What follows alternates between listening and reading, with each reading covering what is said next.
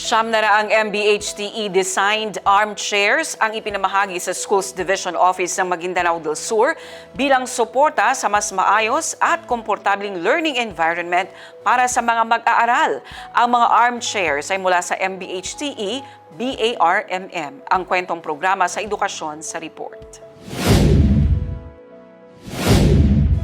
Bilang bahagi ng advokasya na walang batang mag-aaral sa bar na mapag-iiwanan, patuloy na pinalalakas ng MBHTE ang suporta sa mga paaralan. Patuloy ang pamamahagi ng Ministry ng mga upuan. Siyam na raang armchairs ang hatid ng MBHTE BARM sa School Division Office ng Maguindanao del Sur. Kabilang sa mga paaralan na tumanggap ng upuan ang Manindolo National High School, Bulod National High School, Mangudadato National High School, Katong Madides National High School, Dato Abdullah M. Camino Memorial National High School at Talayan National High School.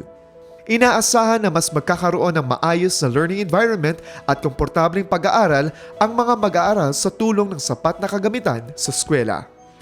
Marcus Uy, iMinds Philippines.